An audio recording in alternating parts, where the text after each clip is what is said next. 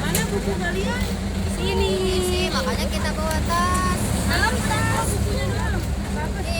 Keluar dulu. Dalam tas.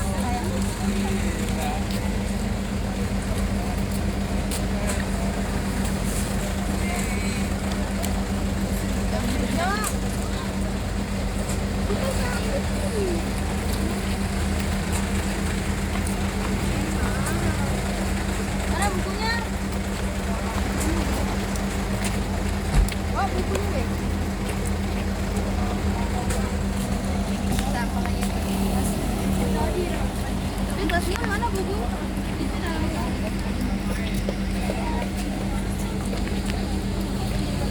Oh, daftar ya orang tua.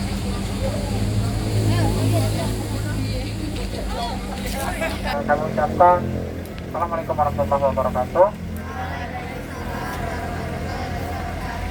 Selamat pagi dan selamat datang di kampung Pedesaan Sasa Gede. Jadi kali ini bertindak sebagai pemandu lokalnya. Perkenalkan, nama saya Amal, yang tentunya akan menemani selama berada di kampung ini. Ya, berikut mungkin nanti ada pertanyaan, kita sesinya di jalan ya.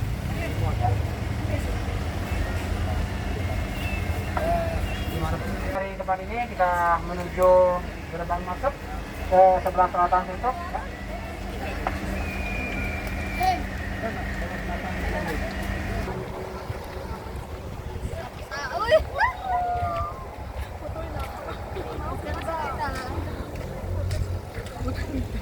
Halo, Bapak.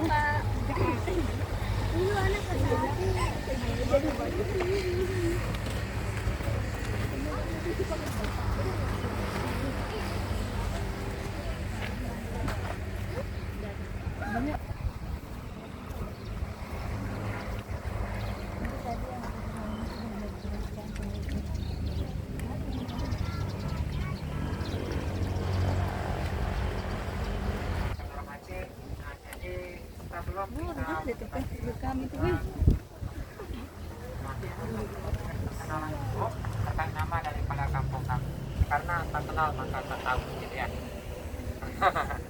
Nah, jadi nanti kalau nama kampung kami di sini di Sasak Ende, bacanya Ende. Kalau kota Indi itu berada di NTB sana, adapun kampung Sasak Ende itu berada di NTB. Gitu. Nah, Sasak itu adalah nama suku yang mendominasi Pulau Lombok, dan Sasak merupakan nama bahasa lokal kita. Ya, dan Ende adalah nama kampungnya. Jadi Ende itu diambil dari sebuah atraksi budaya yang sangat terkenal di Pulau Lombok, yaitu tari perisaian.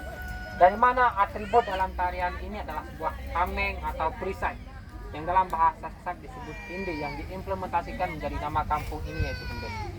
Nah, kampung ini bukan sekedar sebagai tempat destinasi teman-teman, adik semua, tapi memang merupakan tempat tinggal begitu. Nah, jadi di sini adalah real kampung. Jadi bagaimana mereka masih melestarikan dan memelihara bentuk rumah adat dari nenek moyang sampai saat sekarang ini tetap dilestarikan. Ya.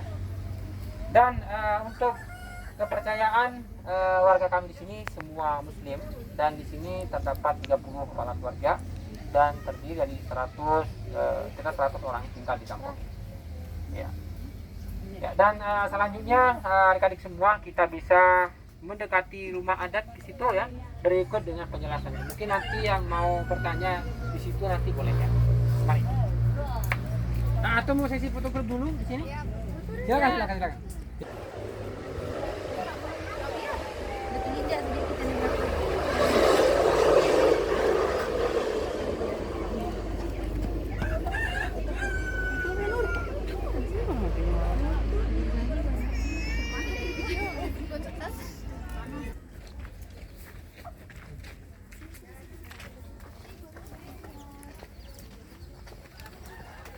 Ya, sembari mendengarkan penjelasan silakan di speaker ya. Beneran nunduk, kalau tidak nunduk duduk.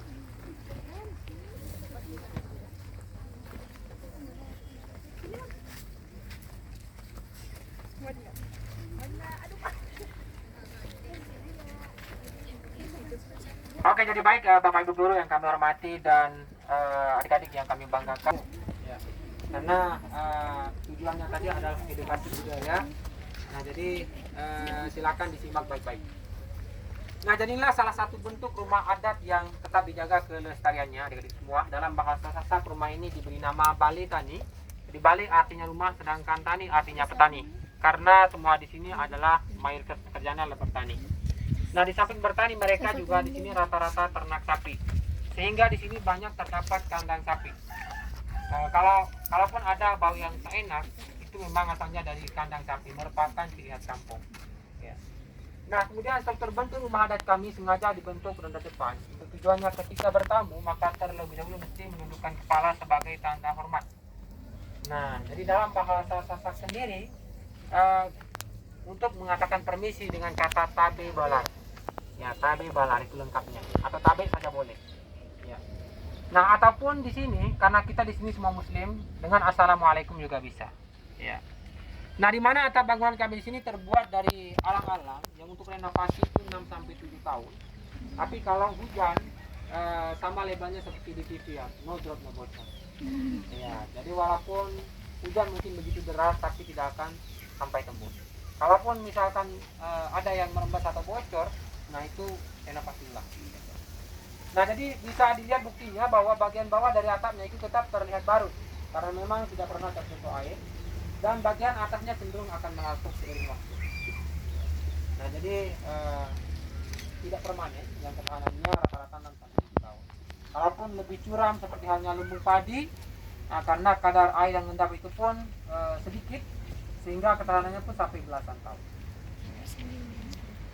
Nah, selanjutnya adik-adik semua, untuk lantai rumah kami di sini, jadi pondasi awal itu dibuat dengan tanah liat, kemudian dicampur dengan sekam padi.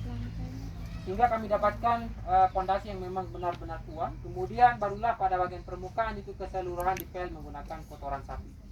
Ya, mohon maaf yang sudah duduk di atas kotoran sapi. Nah, secara alasan kenapa sih orang Sasak itu menggunakan kotoran sapi sebagai acian lantai atau ngepel lantainya? Nah, ini adalah peninggalan leluhur yang secara turun-temurun tetap dilestarikan. Itu merupakan simbol kerja keras sebenarnya. Ya. Nah, di mana peranan sapi dalam kehidupan masyarakat di masa lalu itu sangat penting. Artinya untuk membantu mereka bekerja di sawah sebagai traktor tradisional, kemudian sebagai pendongkrak perekonomian. Karena di tahu Lombok bagian selatan ini tidak seperti di Narmada. Nah, kalau di Narmada kan banyak air dari kaki Gunung Rinjani kan. Nah, kalau di sini itu hanya mengandalkan curah hujan. Jadi tidak ada danau ataupun sungai ataupun waduk yang bisa dialiri untuk kita irigasi. Oleh karenanya di sini hanya mengandalkan curah hujan. Nah, jadi sawahnya tak ada hujan. Oleh karenanya kalau misalkan cuaca tidak bersahabat, cuaca buruk misalnya, yang berakibat gagal panen, dan sapi di sini adalah alternatif buat kami di sini untuk melangsungkan perekonomian keluarga. Ya. Dan alhamdulillah juga sapi ini bisa dikatakan bank yang sangat ramah lingkungan. Ya, artinya dalam 3 tahun ya kita bisa menjual sapi sampai belasan juta. Ya. Yang memang perharinya hitungannya adalah kita mengkoleksi 4 sampai 5.000 per hari. Nah, tapi itu sangat membantu, apalagi di zaman sekarang ini memang regenerasi kita di sini sangat sadar akan pendidikan, sehingga kami di sini juga berlomba-lomba untuk seperti adik-adik yang antusias atau giat dalam menimba ilmu. Nah, jadi di sini pun mereka dibiayai oleh ternak sapi. Jadi secara berkala memang 1 semester misalnya kalau sudah SMA ataupun perkuliahan, mereka di sini jual sapi untuk biaya anak kuliah. Ya, seperti itu. Nah, jadi sapi ini sangat penting dalam kehidupan masyarakat Sasak di Lombok Selatan.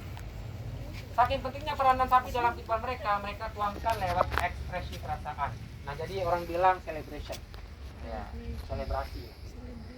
Nah, dari 1 kali dalam 2 minggu atau 2 minggu sekali, orang lokal kami di sini ngepel menggunakan kotoran sapi yang masih fresh, yang masih punya asap, itu yang paling bagus. Yang memang daya rekat, kata orang fresh from the oven. Ya. Ya. Nah, jadi yang memang daya rekatnya lebih kuat. Dan alhamdulillah dan aneh bin ajaib memang kotoran sapi ini sebagai local lavender. Jadi itu sangat baik untuk mengusir nyamuk. Ya bukan berarti nyamuk itu tidak ada sama sekali. Cuman nyamuk itu tidak suka dengan bau daripada tai sapi. Ya. Sehingga di sini alhamdulillah bisa naik krim lah. Nah yang awalnya kalau kita ngepel lantai itu yang masih baru anda. Cuman kotoran sapi yang dipakai yang masih belum tercampur dengan air kencing sapi, sehingga bau pesingnya tidak ada. Murni serat rumput dan bau busuknya saja. Sehingga kalau sudah kering, nah itu akan baik sebagai lavender nyamuk. Nah selanjutnya kalau mungkin nanti adik-adik yang mau praktek bagaimana ngepel menggunakan kotoran sapi, bisa nanti di atas ya. Ya sudah disediakan stok untuk tai sapi di sini.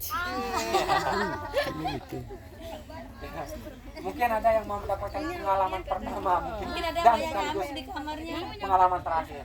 Atau yang mau pergi mungkin untuk lotion bisa.